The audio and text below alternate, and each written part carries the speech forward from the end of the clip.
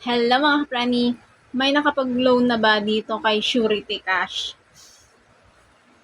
So, bago natin alamin kung sino siya, please do a like, share, and comment. Let's go!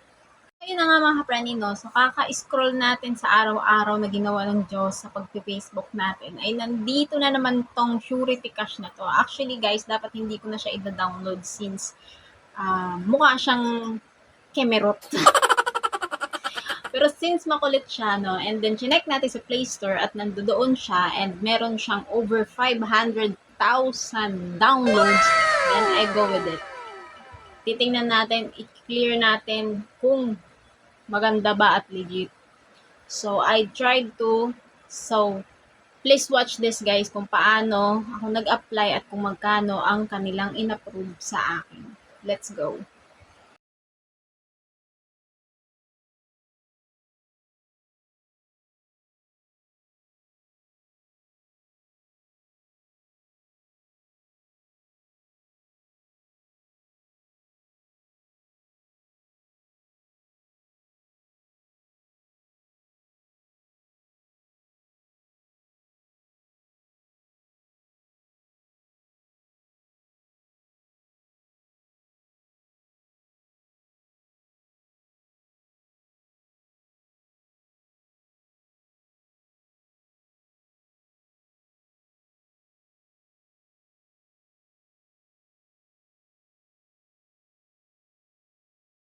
So, ayun na nga mga kapreni. As you can see, na-approve tayo ng 1,000 to 6,000 pesos kay Surety Cash.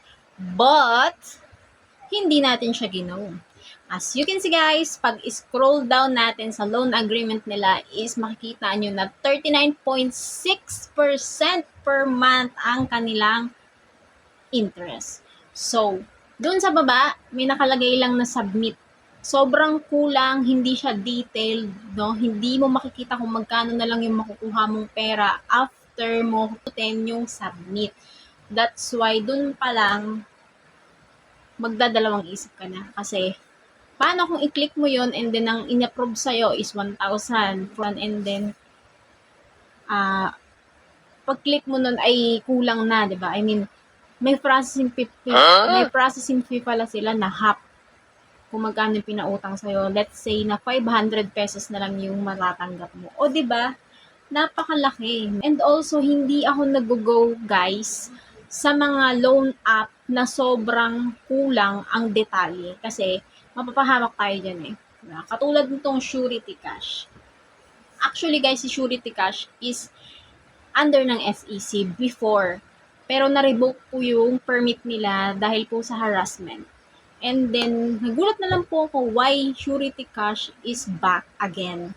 Kaya po sa may mga Surety Cash dyan, please share po sa comment section para po alam ng iba kung magkano na lang po yung nakuha ninyo or kung legit po ba na walang ikakaltas. Diba? Think twice before click borrow now.